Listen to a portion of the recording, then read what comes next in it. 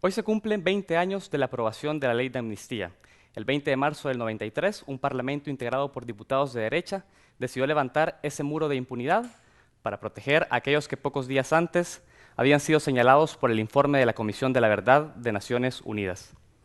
2 décadas después, la Ley de Amnistía sigue vigente y con ella sigue igualmente vigente la impunidad.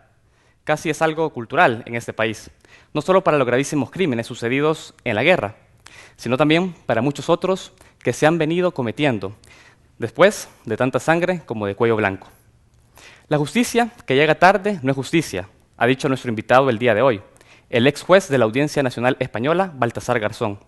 Él tuvo un papel determinante en el acceso a la justicia en otros países de este continente, como Argentina o Chile.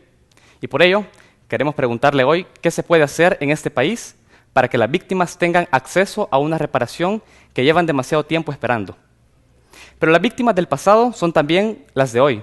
El Salvador se encuentra en una de las zonas más violentas del mundo, el Triángulo Norte de Centroamérica, junto a Honduras y Guatemala. El crimen organizado, el narcotráfico y las pandillas son, entre otras cosas, realidades que socavan los estados y las posibilidades de la gente de vivir una vida digna y en paz. También queremos que el juez Garzón nos dé su visión de esa situación, ya que él ha luchado contra el narcotráfico en España con éxito. La lucha contra la impunidad supone la lucha por la justicia y la dignidad de las víctimas, de las personas, que han visto cómo un Estado negligente no les ha dado una respuesta. Es una lucha contra poderes fácticos y establecidos. De hecho, el propio juez Garzón fue apartado de su puesto por intentar juzgar el genocidio cometido por el régimen de Franco tras la Guerra Civil Española. Por ello, también le preguntaremos. Y con él se sentará Benjamín Cuellar, director del EDUCA. Soy Saúl Hernández Alfaro, bienvenidos a Francamente.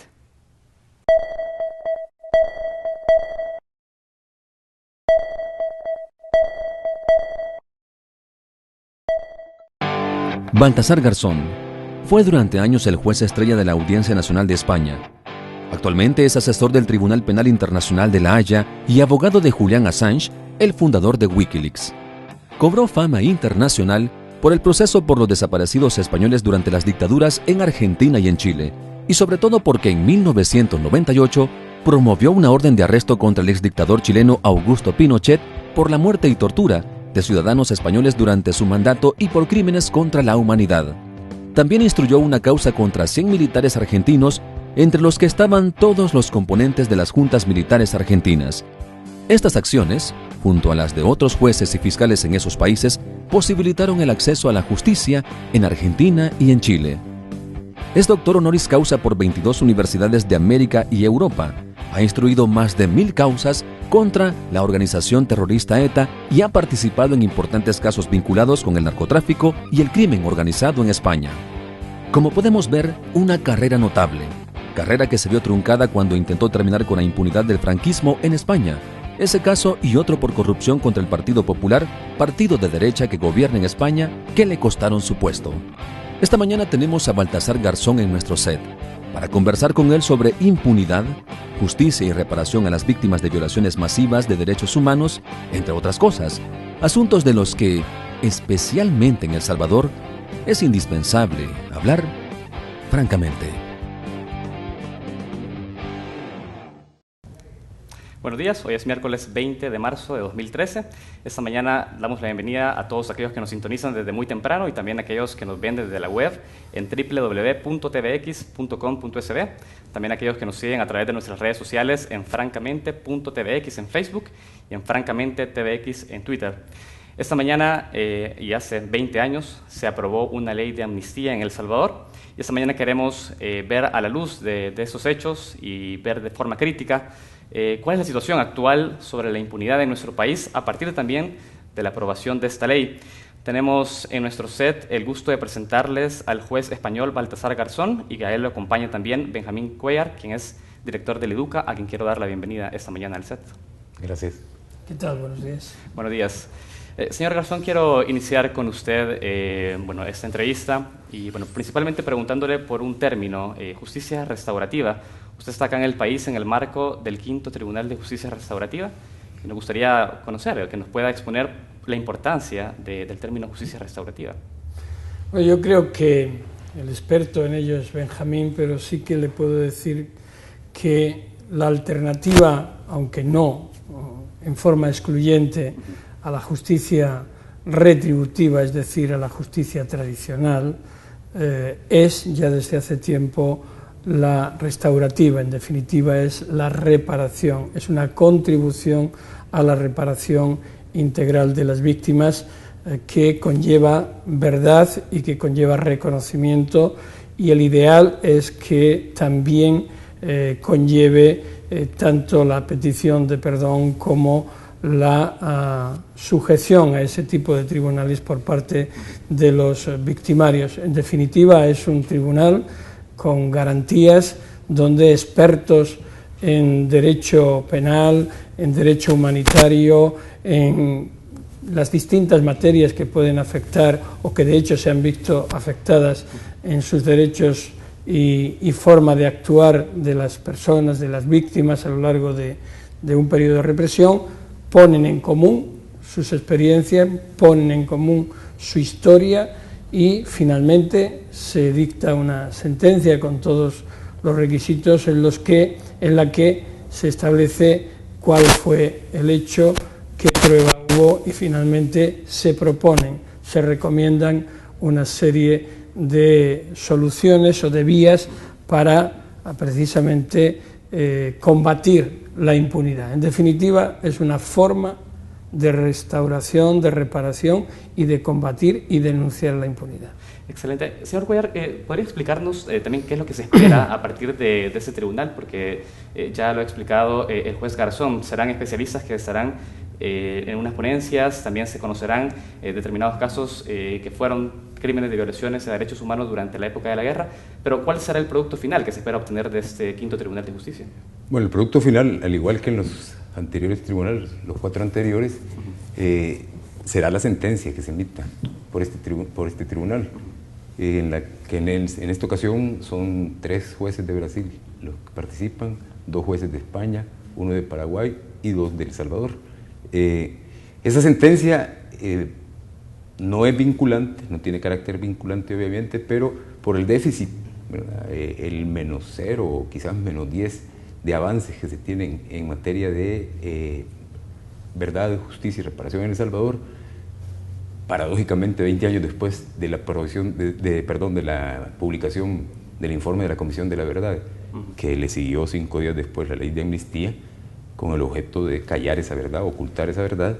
El esfuerzo nuestro, como decía, es bastante difícil, pero al estar enraizado con los comités de víctimas, estas lo que esperan es, primero, que se les escuche, ¿verdad?, antes del producto final. Que sean escuchadas con respeto, porque nunca han tenido un espacio en este país para ser escuchadas, ¿verdad? Eso de por sí ya es reparador.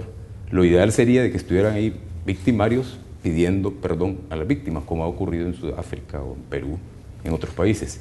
Pero el problema es que en este país, cuando un grupo de militares son protegidos en un excuartel, el excuartel de la Guardia Nacional, cuando al emitirse órdenes de captura internacionales desde la Audiencia Nacional de España, difícilmente violadores de derechos humanos, perpetradores de atrocidades, de menor jerarquía, van a tener algún temor. Entonces yo lo que creo es que de ese producto final de la sentencia se han conseguido algunos logros.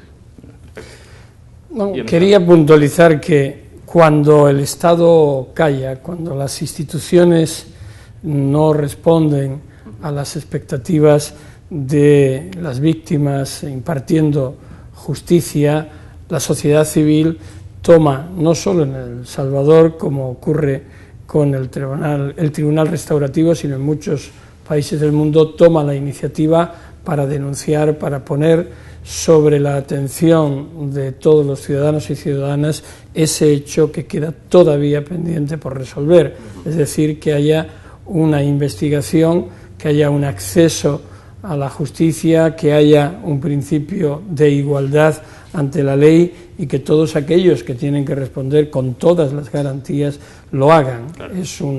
No solo es un tribunal moral, sino también es una denuncia de las omisiones que las instituciones deberían de hacer en forma proactiva. Juez Garzón, usted ha tocado un tema importante, la responsabilidad del Estado también para poder dar solución a las víctimas a través de una justicia restaurativa. Ahora, se conoce el caso argentino como paradigmático en los avances en temas de restauración a partir de políticas concretas en derechos humanos. ¿Qué teclas deben tocarse en una sociedad para que el poder político comience a trabajar en políticas restaurativas a todas estas víctimas de crímenes, de atroces crímenes del Estado en contextos de guerra, de dictaduras? ¿Qué debe tocarse para que el Estado comience a operar? Yo creo que lo primero que tiene que hacer un gobernante y el Estado, pero el Estado se integra del conjunto de personas que titulan las instituciones, es perder el miedo. Realmente es obligatorio perder el miedo por parte de quienes ejercen una responsabilidad pública, porque esa responsabilidad pública conlleva el promover y dar a los ciudadanos y ciudadanas lo que necesitan. Lo que necesitan no solamente es progreso, una situación económica saludable, una salud, una seguridad, sino que también necesitan recomponer la base de esa sociedad. En un país como El Salvador, en donde hubo una guerra durante muchos años, donde se produjeron antes, durante y después masacres que no están resueltas, donde se hubo violaciones sistemáticas a los derechos humanos y no hay una respuesta proactiva por parte de las instituciones, dando la sensación de que se tiene miedo a algo cuando ya estamos en un sistema democrático más o menos consolidado, o por lo menos con unas posibilidades de hacerlo, no tiene sentido. Entonces, la restauración comienza por esa pérdida de miedo. Luego hay muchos mecanismos de restauración y de reparación. Uno de ellos, sin lugar a dudas, y el más eficaz, es la justicia. Es la apelación a la justicia, es el pronunciamiento de la justicia. Las víctimas se tienen que sentir amparadas, protegidas, oídas, escuchadas, y a partir de ahí podemos hablar de todos los demás sistemas de reparación. Justamente quiero que sigamos hablando de otros sistemas de reparación, pero usted ha tocado un tema importante, ha hablado del miedo del poder político para poder avanzar sobre estos casos. ¿A qué le tiene miedo la clase política, señor Cuellar, para no avanzar en esos procesos? Yo creo que el gran problema se centra en que los actores de la guerra, ¿verdad? Que negociaron y acordaron la paz o el cese de las hostilidades, siguen siendo actores vigentes, política, económica, socialmente e incluso militarmente, algunos de ellos. Entonces yo creo que ese es una piedra en el camino que tiene el pueblo salvadoreño para avanzar hacia la verdadera paz, no esta que nos han vendido. En la medida en que estos actores sigan arriesgando su capital político, su capital económico, algunos creen que tienen capital ético y moral, en esa medida, ¿verdad?, va a ser muy difícil, a menos que la fuerza de las víctimas, ¿verdad?, en sus reclamos de verdad, justicia y reparación integral, lo aparte del camino. Y ahí se encamina el esfuerzo ahí se dirige el esfuerzo que estamos haciendo junto con la red de comités de víctimas que está diseminada en todo El Salvador, en todo el territorio. Okay. Lo que pasa es que muchas veces, como argumento en contra de este tipo de tribunales, de acciones, incluso de acción de la justicia, se argumenta desde esferas oficiales diciendo, bueno, es que eso es reabrir las heridas, es mejor dejarlo porque ya estamos reconciliados, ya estamos bien. No, yo no sé si quien afirma eso está reconciliado en su casa con su familia, pero no tiene nada que ver eso de la reconciliación. Lo importante es que la herida no se ha cerrado, es que la herida no solo está abierta, sino que está sangrando. Entonces, lo primero que hay que hacer es limpiarla, es curarla, después suturarla y a partir de ahí se cura y pueden comenzar todos los demás escenarios. Ese es el gran error y también es un argumento bastante falaz, ¿no?, escondiéndose frente o detrás del mismo. Por eso digo que hay miedo, es decir, miedo a los poderes fácticos establecidos, miedo a los propios fantasmas del pasado, miedo a la reacción de cualquier estamento como puede ser el militar, pero yo estoy convencido, hoy día ya, después del tiempo transcurrido, ningún colectivo en El Salvador puede tener ni la fuerza ni la coacción suficiente como para parar el empuje de las víctimas y el reconocimiento de las mismas, porque lo que estamos diciendo no es una cuestión parcial, no es que se les conceda tal cantidad en indemnización, no es que se le juzgue en un caso o que se le atienda, no, es algo mucho más completo. El Estado, o por la inacción del mismo, o con la ayuda del mismo, seccionó la vida de miles y miles de personas, el futuro, la paz, la tranquilidad. El Estado tiene la obligación de repararlo con todos sus mecanismos, el mecanismo de la justicia, el mecanismo de las ayudas económicas, el mecanismo de la reparación colectiva, el mecanismo de la reivindicación, buscando los cuerpos, los cadáveres, mientras que eso no suceda. Los delitos se siguen cometiendo, no valen ni amnistías ni ningún otro instrumento de impunidad, porque el delito se sigue cometiendo. Y el Estado, las instituciones, son responsables frente a los ciudadanos. Usted el día de ayer en una conferencia de prensa ha dicho que la mejor ley de amnistía es la ley que no existe. ¿Debe derogarse la ley de amnistía en El Salvador? Efectivamente, la mejor ley de amnistía es la que no existe, porque eso quiere decir que las instituciones estarían funcionando como deben, es decir, la acción de la justicia se desplegaría, el acceso a la misma se vería cubierto, habría resoluciones justas que darían lugar a la ejecución de las mismas, habría personas que cumplirían una pena, habría indemnizaciones, habría reparaciones colectivas, habría reivindicación de las víctimas, etcétera. Cuando una norma impide todo esto y no ofrece ninguna alternativa, sino el olvido y la desatención, pues esa ley no es buena. Las leyes en un sistema democrático están para proteger a los ciudadanos, no para proteger a unos pocos, en contra de los ciudadanos. Ese es el gran error. Una ley de amnistía puede ser buena cuando desde una situación de conflicto o un régimen autoritario pasamos a uno democrático para viabilizar y agilizar, pero no para generar impunidad. Y en todo caso, una ley de amnistía exige dos cuestiones prioritarias. Una, no puede denegar el acceso a la justicia. Los casos tienen que ser investigados. Hoy por hoy lo está denegando la ley de amnistía en El Salvador. Claro, pero no, usted mismo podría contestarse a sí mismo. ¿Se están investigando los casos a nivel judicial? ¿El fiscal está investigando los casos en El Salvador? No. Pues entonces ya no es buena la amnistía. Tiene que ser el juez, el tribunal, en cada caso. Debería de ser el que en un momento aplicar esa ley de amnistía, que no significa otra cosa que la pena no se va a cumplir, pero simultáneamente, conjuntamente a esa ley de amnistía, tiene que haber otras normas restaurativas, que no se entienden si no es así en forma integral. Las víctimas siempre, en todos los países, yo anoche estaba reunido en el IDUCA con muchas víctimas, con representantes de los distintos comités de víctimas, yo no vi ningún ánimo de venganza, ninguna animadversión contra el poder establecido, ni contra el gobierno, ni contra los jueces. Lo único que me decían es qué podemos hacer, señor juez, para encontrar vías en las que se nos repare con justicia, con verdad y con reparación integral. Es decir, lo que quieren es ayuda, lo que quieren es sencillamente que el Estado de Derecho funcione. Y el Estado de Derecho es muy fácil. ¿Y por qué no funciona? ¿Por qué no hay esa respuesta? ¿A quién se protege? ¿A unos pocos? Y no es solo de El Salvador, también ocurre en otros países. En el mío, con el franquismo, ha sucedido lo mismo. Es vergonzoso.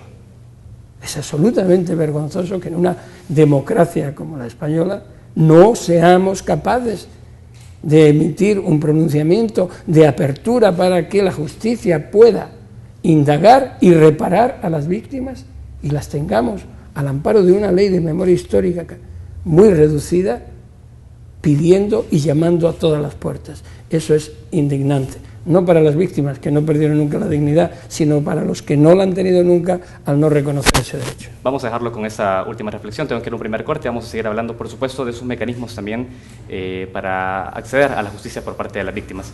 Vamos rápidamente a un primer corte. Enseguida estamos en Francamente. Son las 7:11 de la mañana, continuamos en Francamente. Esta mañana tenemos el placer de tener acá en el set al juez español Baltasar Garzón, y a él lo acompaña también el director del IDUCA, Benjamín Cuellar. Hablamos ahora sobre los retos del Estado salvadoreño para poder avanzar en una justicia restaurativa.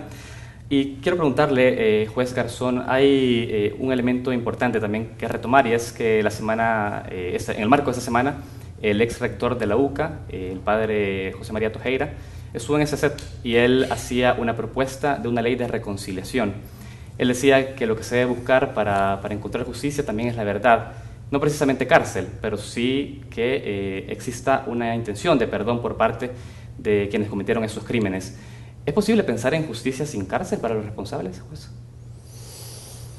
La justicia transicional puede revestir muchas formas, pero yo recuerdo precisamente la decisión, la resolución de la Comisión Interamericana de Derechos Humanos, precisamente respecto del caso de los jesuitas. Si no recuerdo mal, es de 22 de diciembre de 1999, y en esa resolución se dice palmariamente que ninguna comisión de la verdad, ningún tipo de justicia restaurativa tiene por qué impedir la acción de la justicia. Claro. La acción de la justicia puede ser total, global, o bien puede ser transicional, es decir, formando parte de aspectos restaurativos, como puede ser una comisión de la verdad, como pueden ser medidas de reparación colectiva, individual, sostenidas en el tiempo, implicación de la sociedad civil, participación del Estado, reconocimiento, perdón. Pero yo me quedaría ahí. El aspecto de la reconciliación es un aspecto posterior. La víctima necesita, pero no porque quiera, sino porque es un derecho humano.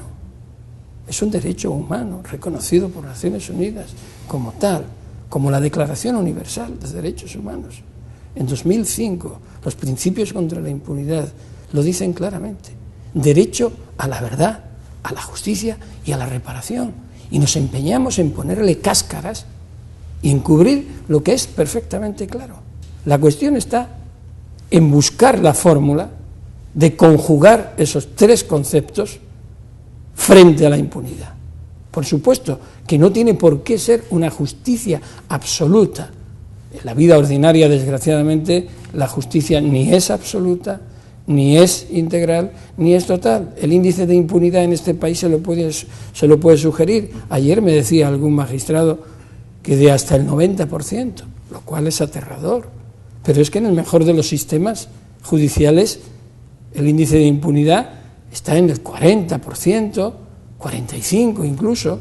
Es decir, por tanto, en la justicia por crímenes de lesa humanidad tiene que ser absoluta. No, eso es imposible. Pero lo que no es admisible es la ausencia de justicia. Y ahí entra la justicia transicional, donde la rebaja de penas privativas de libertad se compensa con medidas, con penas sociales de cumplimiento prolongado por los victimarios, en servicios a la comunidad, en hechos que demuestren el perdón permanente a las víctimas, el perdón del Estado, la generación de espacios para que las víctimas tengan la atención psicosocial que necesitan, un plan de exhumaciones. ¿Cómo se puede reparar una víctima si no sabe dónde está la persona a la que tiene que recordar? Esa es la mayor atrocidad que hay. Por tanto, debería ser una política prioritaria. Y dirá, ¿y por qué dice este juez esto respecto de El Salvador? Porque lo digo de mi país.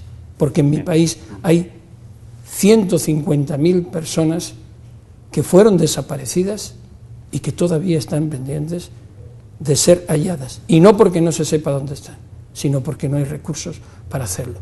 Y hay muchos recursos para mucho boato, para muchas representaciones y pocos para reparar a las víctimas. Esa es una reflexión que todos, desde los distintos estamentos, sea la Iglesia, sea el Estado, sea la justicia, tenemos que hablar. Para mí, todo eso es anterior a la reconciliación. Es importante eso último que nos menciona, porque hace un cuestionamiento también al sistema judicial en nuestro país. Bueno, lo hemos visto también a la luz del caso español, como él ya lo ha mencionado. Se conoce que el día de hoy ustedes van a presentar una serie de casos a la Fiscalía General de la República. ¿Qué podría garantizar que eso se va a investigar, teniendo en cuenta que en el pasado nunca se ha hecho? Mire, nosotros estamos claros que en El Salvador, como en otros países también, pero nos alientan ejemplos como los de Guatemala, por ejemplo, que ayer empezó el juicio contra el más intocable de los intocables, digo yo, el general Ríos Montt. Estamos convencidos de que esto no es una carrera de 100 metros, lo dice Andrés Domínguez, chileno, sino que una maratón. Yo le pedí a Andrés que me diera chance de decirle que era una maratón de obstáculos, de grandes obstáculos y de relevos, de necesarios relevos generacionales. Sobre esa base, al darnos cuenta cómo funciona, al conocer desde las entrañas el sistema de justicia salvadoreño, que no ofende contrastarlo con la generosidad de las víctimas, ¿verdad? Las víctimas salen del Tribunal de Justicia Restaurativa y nos dicen, miren, me siento mejor, o público que llega ahí, me siento mejor. Una vez me dijo una señora, yo tenía 20 años, 30 años, no me recuerdo, de pagar psicólogos, pasar consulta, y con esto que estuve aquí, ¿verdad?, voy en paz. Entonces, frente a ese sistema de justicia que le niega a las víctimas la verdad, la misma justicia y la reparación, entonces nosotros nos planteamos que hay que saturarlo, ¿verdad?, que hay que saturarlo con estos casos, por dos razones. Una, porque hay que poner en la agenda nacional esta discusión, no solo sobre la base de que la impunidad, ¿verdad?, tiene mucho que ver con la violencia, la inseguridad, la criminalidad que está ocurriendo que ha ocurrido después de la guerra y que en cantidad de homicidios lleva alrededor de 100.000 personas asesinadas. Entonces, en la medida en que nosotros insistamos, se consiguen dos cosas. O sea, presionamos al sistema y las víctimas yo lo digo así, se envalentonan, ¿verdad?, se sienten con poder, ¿verdad?, para exigir que se respeten sus derechos a la verdad, la justicia y la reparación. Es que la impunidad permanece hasta que deja de existir, pero para que deje de existir hay que luchar contra ella, es decir, pues hay impunidad, y yo creo que hay que ser proactivos. Siempre hay que incomodar al poder. Incomodar al poder no quiere decir ser un antisistema, sino que hay que decirle la verdad al poder y lanzársela a la cara en forma de testimonios, en forma de denuncias, de querellas, de demandas, para que se vea cuál es la realidad. Si las víctimas no se movilizan, poco se va a hacer por ellas, pero es que la sociedad civil necesita dejar de estar sorda y ciega, y lo está haciendo y lo ha hecho en las últimas décadas en muchos países. Yo lo que quiero transmitir con esta reflexión es que El Salvador no es un ejemplo único en el mundo, ni en lo malo ni en lo bueno, y se pueden cambiar las cosas. Situaciones mucho peores eran las que se vivían en Argentina o en Chile o en Guatemala. Yo recuerdo cuando la primera querella se planteó sobre el caso Guatemala allá por el año 99 en España, y fue en el año 2005 cuando el Tribunal Constitucional Español dio vía libre a la jurisdicción universal, y ahora 2013 por fin se sienta en el banquillo de los acusados. Hoy lo veía en los diarios, sentándose ante un tribunal y pues manteniendo el ejercicio de un derecho que tiene a guardar silencio, pero demostrando una vez más la cobardía ante la justicia. Es decir, quien no respetó a la justicia muestra miedo ante la justicia. Eso es lo que la sociedad civil ha conseguido, lo que el impulso de los jóvenes, que es fundamental. Es impresionante ver, por ejemplo, en Argentina, no solamente a madres y abuelas de Plaza de Mayo, hijos, nietos, jóvenes movilizándose, o como en otros movimientos. Es fundamental el impulso, ese relevo generacional del que habla Benjamín. Si no lo hay, evidentemente la esperanza se muere, se muere con las víctimas más mayores. Ese relevo es necesario y esa denuncia permanente frente al poder absolutamente imprescindible. Hemos visto, usted ha tocado el tema de Guatemala, por supuesto que esto ha sido un avance importante en la región centroamericana en temas de derechos humanos, pero ahí identificamos una fiscal que ha tenido la gallardía de poder avanzar en este proceso, además, entre otras cosas. Acá en el país, el padre Tojeira nos decía la otra vez, lo que sucede es que en El Salvador la justicia está cooptada por el poder político y económico. En otros países como Argentina se habla, por ejemplo, del término democratización del poder judicial. ¿Estaríamos esperando eso en el caso de El Salvador, depurar los agentes de justicia para poder avanzar en esos casos? Bueno, siempre en cualquier poder del Estado hay fases en su historia en que la vocación expansiva del poder del Ejecutivo, del poder político, lo coopta prácticamente todo, ¿no? Pero yo no echo la culpa solo al poder político, sino también al poder judicial que se deja hacer. Es decir, cuando hablamos de independencia del Poder Judicial, a los jueces se nos llena la boca de independencia. Mi independencia, pero ¿qué hace cada uno para defender la independencia? A mí me preguntaron muchas veces, ¿usted habrá sido múltiples veces presionado? Y yo decía, pues no, y si lo fui no me di cuenta.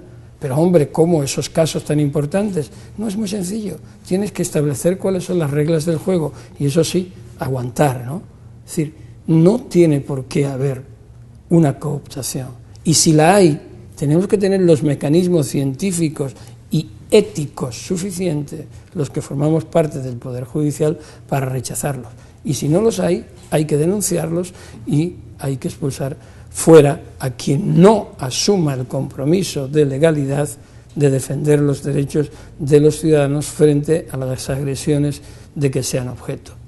La labor del juez es esa. El juez no tiene que ser un héroe. Esa fiscal o otros ejemplos a lo largo y ancho del mundo no tienen por qué ser ejemplos de heroicidad, sino ejemplos de cumplimiento de su trabajo.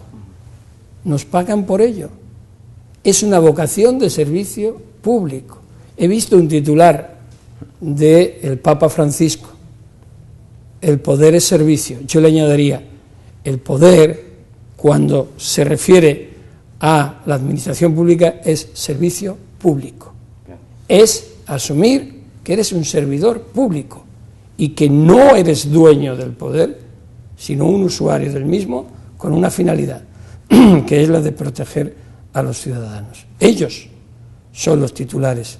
Cuando hablamos de justicia, el juez es quien desarrolla la aplicación de la misma, pero el titular no es él, es el pueblo. Y eso se nos olvida. Y si es el pueblo, tenemos que atender al pueblo, no al gobernante que lo dirija, o no a quien nos marca la pauta. Y luego también, pues bueno, está las aspiraciones que cada uno tenga, ¿no? Y ahí sí que hay que establecer reglas muy claras para impedir que uno juegue con esas posibilidades. Bueno, usted lo plantea como en términos realmente de un deber ser, porque vemos en la práctica de que no existe ningún tipo de protagonismo o asumir por parte de los jueces ese rol por cumplir sus funciones, como efectivamente usted menciona. Usted es un caso, por ejemplo, muy puntual sobre esto. Usted, bajo el principio de la justicia universal, ha podido perseguir casos como el de Pinochet, pero ha sido por la iniciativa de una persona que ha podido dispararse a nivel interno en esos países el seguimiento de casos puntuales, el caso de Chile, por ejemplo, en Argentina. ¿Podríamos esperar también que con su visita a El Salvador o en algún momento podríamos, a partir de sus recomendaciones, activar en El Salvador un sistema de justicia efectivo? Bueno, dicen que la esperanza es lo último que se pierde, ¿no? Pero la esperanza no tiene nada que ver con la utopía. La utopía es aquello que no se puede alcanzar y siempre se lucha por ello, y ese no es el caso. La esperanza es la de obtener una reparación justa, una acción de la justicia ecuánime y que proteja a los ciudadanos, y eso es perfectamente factible. A veces la voluntad de uno, pero no del juez Garzón, la voluntad de uno, de las víctimas que son perseverantes. Yo tengo que decirle que yo veía anoche mucha más fuerza que 50 Garzones que haya en un momento en un país, la de las víctimas, la de un señor consumido por el tiempo, pero con una energía al hablar y al exponer sus razonamientos que apabullaban. Esa sí es la fuerza generatriz, la fuerza motriz que a un juez le puede dar. Yo invitaría a mis colegas jueces y fiscales de El Salvador y de otros países a que hablen con las víctimas, que pierdan un trocito de tiempo así de su ocupada vida y que se bajen al terreno de juego, que vayan al Catao, que vayan al Mozote, que se reúnen aquí mismo en San Salvador con las víctimas, que les escuchen, que hablen. Eso no es ilegal, para nada. Solamente te ocupa un poquito de tiempo y eso sí de sensibilidad, porque a lo mejor cambian las formas de ver estos fenómenos. Yo tengo que reconocerle que a mí me cambió la vida el trato con las víctimas, tanto en el terrorismo, pero fundamentalmente cuando yo vi entrar por la puerta de mi despacho a 3 mujeres con 3 pañuelos blancos, anudados al cuello y tapándoles la cabeza, que eran abuelas y madres de Plaza de Mayo, que venían a pedir si podían hablar conmigo. Yo me levanté y les dije, siéntense y hablemos, y me decían, gracias por recibirnos. Le dije, no, es mi obligación, y es mi obligación ser proactivo. Eso no es ser nada especial, es cumplir con la obligación. Nadie te dice que tengas que impartir justicia sentado en un sillón y viéndolas venir. Impartir justicia significa aproximación, compromiso, responsabilidad, conocimiento, tratar a las personas y no a los lápices y a los documentos. Las personas, las víctimas tienen rostro y hay que conocerlo. El juez Garzón ha tocado un punto importante, habla de sensibilidad, y no solo a nivel judicial, sino también a nivel de la sociedad civil. Él ha dicho en casos como Argentina, la juventud también se ha activado junto a organizaciones como Madres y Abuelas de Plaza de Mayo. En El Salvador, ¿qué elementos podrían estar haciendo falta para poder activar a la ciudadanía? ¿O qué condiciones deben prestarse también para que el tema de derechos humanos sea un tema de agenda? Vemos, por ejemplo, el 15 de marzo pasado, cuando se conmemoraba 20 años de la presentación del informe de la Comisión de la Verdad, ni un medio impreso de los grandes medios privados de este país había publicado una nota sobre el informe de la Comisión de la Verdad. Es decir, ¿qué está pasando en El Salvador? Ni ningún órgano del Estado conmemoró la fecha, ¿verdad? Ningún órgano de gobierno conmemoró la fecha. Una fecha importantísima porque era la posibilidad de que la verdad surgiera a abrirnos el camino hacia la paz con justicia. Yo creo que en cierta medida quienes trabajamos en esto tenemos un grado de responsabilidad, no de culpa. Al no conectar, o no haber tenido todavía la capacidad de conectar lo que ocurrió en el pasado, la solución, entre comillas, que le dieron y lo que está ocurriendo actualmente, que afecta más a la juventud, ¿verdad? La juventud es la más afectada.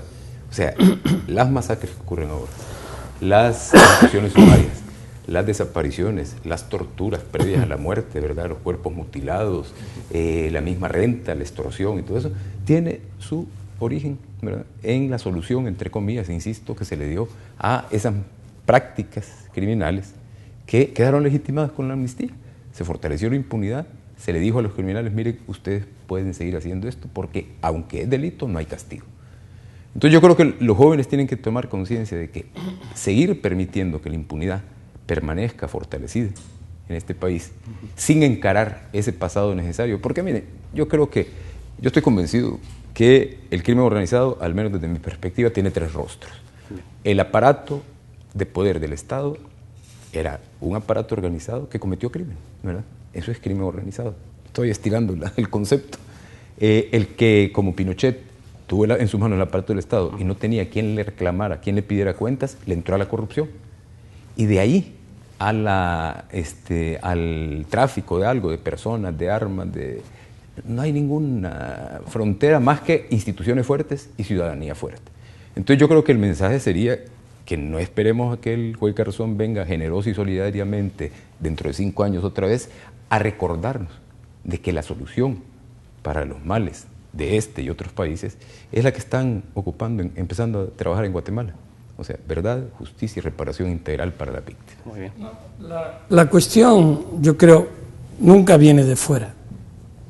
Nunca viene de fuera, ni en lo físico, ni en lo íntimo. Es decir, si una persona no está convencida de lo que tiene que hacer, difícilmente alguien le va a obligar hacerlo, o si lo hace será en forma falsa, ¿no?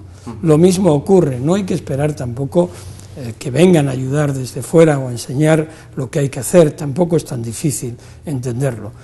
Fíjese, analice por un momento, y las personas que nos están viendo que lo hagan también, cómo hay una correlación, una especie de simbiosis entre impunidad y corrupción. Entre impunidad, corrupción y ausencia de futuro sobre determinados aspectos que afectan de lleno a la ciudadanía. ¿Es que acaso El Salvador, desde que es país, por qué? Por unos contornos naturales específicos, tiene que estar plagado de maras o tiene que estar plagado de crimen organizado y que no haya posibilidad? No, hay unas causas. Las causas, por ejemplo, para mí, es la impunidad. La impunidad tiene por base la corrupción, y la corrupción retroalimenta la impunidad, porque la enseñanza que da es que todo se puede hacer, fíjese, incluso eliminar a miles de personas, o en otros sitios a millones de personas, y luego todo se puede solucionar. Por tanto, el mensaje es totalmente negativo. En cambio, el mensaje de compromiso, de proactividad para evitar que eso sea así, ¿dónde nos lleva? Nos lleva a ejemplos como Palermo, en Sicilia, cuando, después del asesinato del juez Giovanni Falcone, pues el pueblo y políticos conscientes también, porque no tenemos que caer en el pecado de decir que todos los políticos son perversos y malos, se concienciaron, trabajaron juntos y se le ganó la mano a la mafia. La mafia no ha desaparecido, pero por lo menos puedes pasear por una ciudad como Palermo, que en aquella época era imposible hacerlo.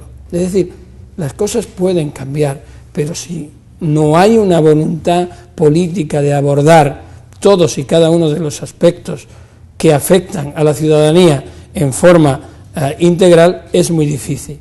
Lo que está ocurriendo en El Salvador y en otros países, en el mío propio, yo estoy convencido de que en gran medida tiene sus raíces, hunde sus raíces precisamente en esa impunidad, en no haber resuelto cuestiones que están en la base de la sociedad y que si no se afrontan pasan de generación en generación con el riesgo de que vuelvan otra vez a producirse. Tengo que ir a un corte, pero hago mención una frase que usted mencionaba el día de ayer. No se puede construir futuro en un pueblo sobre miles de muertos, es un país con pies de barro, decía. Esto, por supuesto, alude también a una situación de impunidad que nunca se ha logrado resolver en muchos de nuestros países. Quiero ir a un corte y vamos a seguir hablando, por supuesto, de la relación entre impunidad y la situación actual de inseguridad en nuestros países. Vamos rápidamente a un corte, enseguida estamos en Francamente. Continuamos en Francamente. Esta mañana conversamos con el juez Baltasar Garzón y conversamos también con el director del IDUCA, Benjamín Cuellar. Quiero que hablemos ahora de esa relación entre impunidad y la situación de inseguridad que vive hoy por el país. Usted hablaba de un término también, corrupción. La vinculación entre ambas variables es importante porque se ha presentado una serie de casos de corrupción en este gobierno sobre gestiones pasadas que no están siendo resueltas por el sistema de justicia en el país. Ahora, ¿esto cómo está teniendo también incidencia? Y quisiera que nos lo pudiera graficar de una manera mucho más clara. En la situación que hoy vive El Salvador, en altos índices de delincuencia que se han reducido de alguna manera con una tregua entre pandillas, pero cómo también la impunidad está siendo el caldo de cultivo por el cual hoy por hoy el país sigue viviendo una situación que no se investiga la corrupción, que no se investigan crímenes del pasado y que tampoco se investigan crímenes actuales. Bueno, es una actitud. Si quien tiene que percibir que funciona el Estado no lo percibe como tal, si la laxitud es absoluta, si el compromiso de la justicia por los ciudadanos no se manifiesta, si los índices de impunidad llegan a unos límites de casi totalidad, si la efectividad y la agilidad de la justicia no se demuestra con fondos suficientes, con mecanismos adecuados, si además los crímenes más graves quedan impunes, ¿cómo puede tenerse confianza en un sistema? Si además los casos de corrupción, y vuelvo a decir, no es solo El Salvador, no son investigados, sancionados espectacularmente, con ejemplaridad. Si el ciudadano normal no percibe que el que más poder tiene debe responder más, sino todo lo contrario, es decir, 2 puntos, impunidad para los poderosos, impunidad para el que ostenta el poder. ¿Qué es lo que queda? Pues queda el desentendimiento del Estado. La sociedad va por un sitio, el Estado burocrático y oficial va por otro, que se mira a sí mismo como Narciso en el espejo y se olvida de la realidad. Y ese es el riesgo del poder. Ese es el riesgo que hoy se está viviendo en muchos países con la crisis económica. En España tenemos un gobierno narcisista, se mira a sí mismo diciendo que lo hace bien y en cambio tiene a millones de personas en las calles reclamando, diciéndole, oiga, que no lo hace bien, mírenos, haga algo, discuta, debata, cambie su forma de gobierno, traslade eso aquí y trasládelo allí. Perfecto. Usted ha tocado un tema importante, de hecho, no solo es en el caso de El Salvador, ha mencionado su país natal, por supuesto, España. Usted estuvo, por supuesto, tras la investigación en el caso de la red de corrupción del PP, el caso Gürtel, del cual finalmente el tribunal le inhabilitó como juez. Pero esto es importante de conocerlo, porque finalmente desembocó en estos papeles de Bárcena, en los cuales se identificaron 22 millones de dólares en Suiza. Finalmente, el juez Baltasar Garzón tenía razón de lo que estaba investigando y fue más bien producto de la impunidad, el hecho de haberlo inhabilitado como juez a usted. Sin duda tenía razón. No me gusta reconocerlo, pero claro que tenía razón.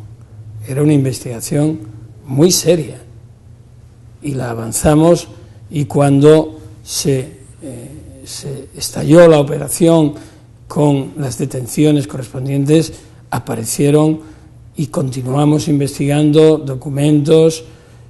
La red se hizo cada vez más compleja, se libraron las comisiones rogatorias, es decir, la petición de auxilio a otros países, se detectaron cuentas en Suiza, en otros paraísos fiscales también, y yo lo que hice fue tratar de evitar que el delito se siguiera cometiendo, porque los principales responsables desde prisión seguían con su actividad delictiva utilizando aparentemente a algunos abogados.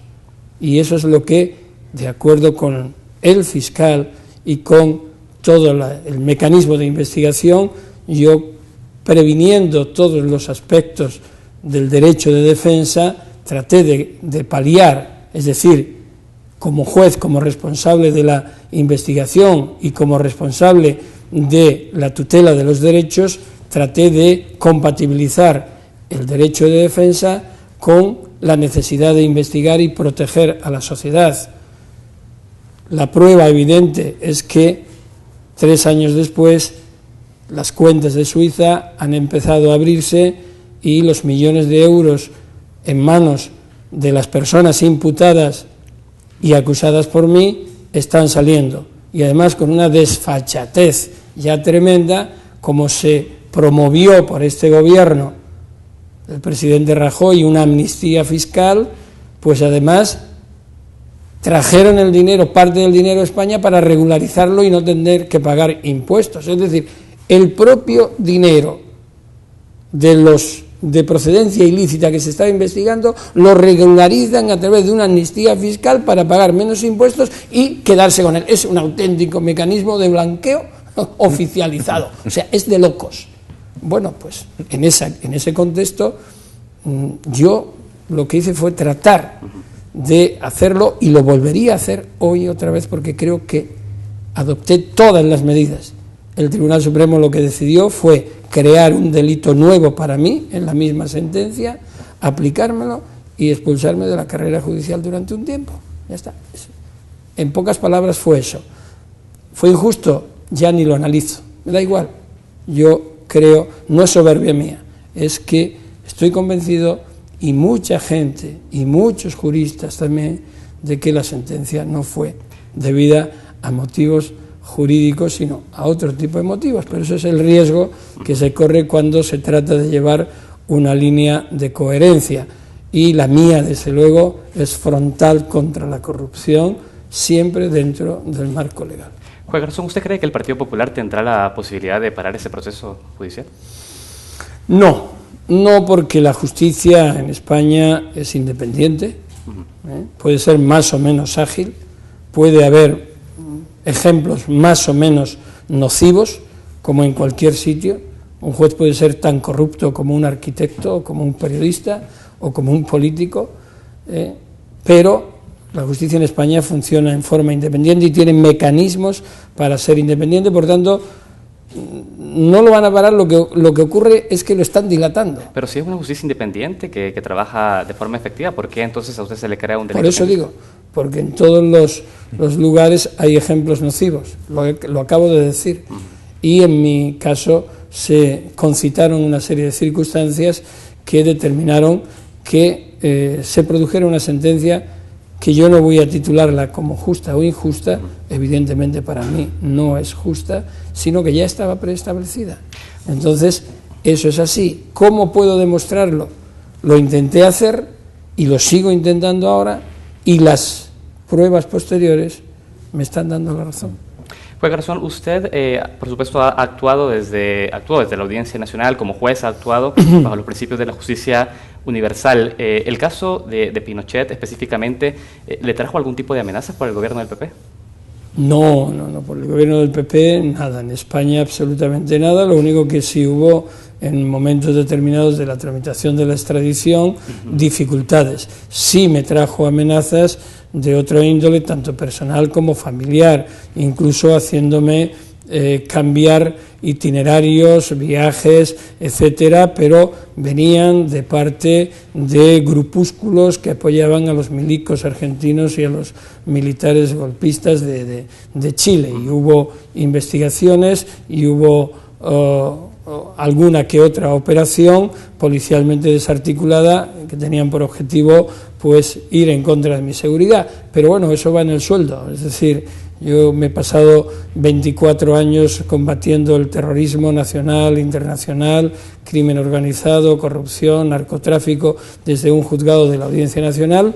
He vivido siempre con protección policial, no me he quejado, pero lo mismo que hice con esa protección lo haría sin ella. Ahora estoy sin ella y sigo opinando y afirmando lo que creo que tengo que hacer y comprometiéndome en la misma línea. En definitiva, es una opción de vida, ¿no? Yo digo como Saint-Just en la Revolución Francesa, que fue uno de los promotores de la Revolución Francesa, pero luego la propia Revolución Francesa, los dirigentes ya lo ejecutaron y lo ahorcaron, ¿no? Pues dijo, me podréis quitar la vida, pero no me vais a quitar mi independencia. Muy bien. Señor Cuéllar, tenemos que ir cerrando ya con este espacio de la entrevista. Se ha tocado un tema importante, es la justicia universal. El día de ayer en la conferencia de prensa se hablaba que si en El Salvador el sistema de justicia no está operando, el mecanismo que queda entonces para las víctimas y para organizaciones como el IDUCA que están trabajando y que efectivamente lo han hecho, es acudir a instancias de carácter internacional. Hablo específicamente del Sistema Interamericano de Derechos Humanos. Sin embargo, hay sentencias que ya han sido dictadas por parte de la Corte Interamericana de Derechos Humanos y el Estado salvadoreño sigue sin hacer nada. ¿Qué le espera a la víctima ante esta inoperancia del Estado? Rápidamente, las mayorías populares de El Salvador salen del país por hambre a buscar empleo, por sangre a buscar seguridad y por impunidad a buscar justicia. Sale a buscar lo que no encuentra en el país. Los sistemas del sistema interamericano y el sistema universal son sistemas complementarios. Lo que se busca es que funcionen las instituciones acá. Por supuesto. Entonces, tenemos, por ejemplo, sentencia, en el caso del IDU que acompañaba la sentencia en la Corte Interamericana de Derechos Humanos por el asesinato de Ramón Mauricio García Prieto y la falta de investigación, el asesinato en 1994. Esa familia ha dado la batalla, sobre todo sus padres, y llegaron hasta ese lugar en el 2007. Fecha que ni con el gobierno de Saca ni con el gobierno de Funes se ha cumplido lo esencial de la sentencia, que es la investigación, ¿verdad? Y la sanción de los responsables, de todos los responsables. En noviembre del 2011 estuvimos en una reunión de trabajo en la Comisión Interamericana de Derechos Humanos y planteamos lo del Tribunal de Justicia Restaurativa. El comisionado responsable del Salvador, Paulo Sergio Piñeiro, le planteó al Estado salvadoreño, en la representación del Estado, le dice, apoyen esto, ¿verdad? Apoyen esto. Entonces, no ha habido apoyo, no ha habido voluntad, recursos tienen, capacidades tienen, pero no hay ni voluntad y sobre todo valentía para tocar lo intocable. Entonces, tenemos que darnos cuenta de que los esfuerzos que se han hecho arriba y afuera para cambiar El Salvador lo han cambiado de forma, pero no de fondo. Hay que hacer los esfuerzos abajo y adentro. O sea, abajo y adentro, y no quedándose corto con ese eslogan de que el pueblo salva al pueblo. No, el pueblo organizado, inteligente, con imaginación, con creatividad, es quien va a salvar al pueblo. Mire, yo creo que hay ejemplos que se pueden conseguir, metas que se pueden conseguir. Evidentemente, la situación actual en El Salvador no es la misma que hace 10 años y el gobierno toma medidas que pueden ser mejorables, pero que van en una línea precisamente no de contradicción en contra del pueblo, sino que puede haber una interpretación, un escenario diferente. Pero hay inputs que se tienen que conseguir. Por ejemplo, ya es tiempo de que el Estatuto de la Corte Penal Internacional se ratifique por El Salvador. Ya es tiempo. Yo recuerdo hace 2 años que recibí a una comisión de legisladores de El Salvador en la sede de la Fiscalía de la Corte Penal Internacional, donde yo estaba entonces. Les expliqué, el fiscal de la Corte les explicó suficientemente cuál era, cómo era. Entonces, pongo esta anécdota para que se vea la proximidad de las explicaciones, a qué se espera, por ejemplo. Pero esto que yo digo aquí, que no me lo tome el gobierno, por otra parte me da igual, ¿no? Que no me lo tome como una imputación, lo vengo diciendo como vocero del Estatuto de Roma desde el año 1998 a todos los países donde he ido. Ese es un ejemplo. El ejemplo de la jurisdicción universal. El caso de los jesuitas que se está investigando en España no es un ataque ni a la soberanía ni a la jurisdicción salvadoreña. La jurisdicción universal es complementaria con la actividad de la jurisdicción nacional. Y si en el país no se investiga, lo que hay que hacer es cooperar, no proteger, para que no avance la justicia. No hay más riesgo ante la justicia que el de la injusticia y el de la impunidad. Ninguna acción judicial de tribunales como el Tribunal Penal Internacional, la Corte Interamericana de Derechos Humanos, la jurisdicción ejercida por un juez o por un tribunal con base a la jurisdicción universal, va a alterar ni la democracia en El Salvador, la refuerza, como hizo con Chile, o con Argentina, o con Guatemala, o como Ruanda, o como tantos otros sitios, ni desde luego suplanta, porque lo que pide es que se activen los mecanismos aquí, como ocurrió en esos países, ni por supuesto prescinde de esa jurisdicción, sino que quiere la cooperación cuando por la razón que sea no se puede hacer. Esos son elementos que es muy fácil.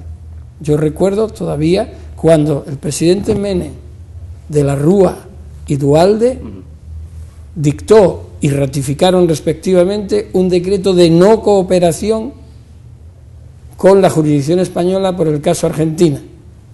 Llegó el presidente Néstor Kirchner y una de sus primeras medidas fue anular ese decreto presidencial. ¿Y qué ocurrió? Pues ocurrió que las vías de cooperación entre jueces argentinos y españoles se abrieron, se aperturaron, y que la justicia argentina abrió su camino. Mira qué importante eso que me menciona. A la luz del caso argentino, me gustaría conocer para el caso salvadoreño, ¿qué margen tiene el presidente de la República para poder articular una red de cooperación también entre los jueces salvadoreños y los jueces españoles, en este caso, específicamente con el caso de los jesuitas, por un lado? Porque pensaría uno, bueno, si bien se ha avanzado en términos de pedir perdón por parte como jefe de Estado ante los crímenes, por ejemplo, con el Mozote, siguen siendo insuficientes las acciones por parte del Estado en hacer realmente una justicia restaurativa. Ahora, ¿qué capacidad tiene un gobernante, un jefe de Estado, un presidente de la República para poder activar estas teclas y comenzar a operar todo el engranaje de cooperación y de justicia específicamente? Yo no conozco en profundidad cuáles son las competencias específicas del presidente de la República de El Salvador, pero con carácter general sí le puedo decir, y respetando además la división de poderes, es que la primera magistratura del Estado, que es el presidente, puede decir sencillamente con un claro mensaje de beligerancia frente a la impunidad, frente a el crimen organizado, frente a la corrupción, en apoyo de las víctimas, en favor de la cooperación jurídica internacional, en favor de la generación de espacios de protección de las víctimas, en favor de que de generar los medios necesarios para que esas víctimas sean protegidas. Es decir, se puede hacer mucho. Luego, cada institución debe de hacer lo propio.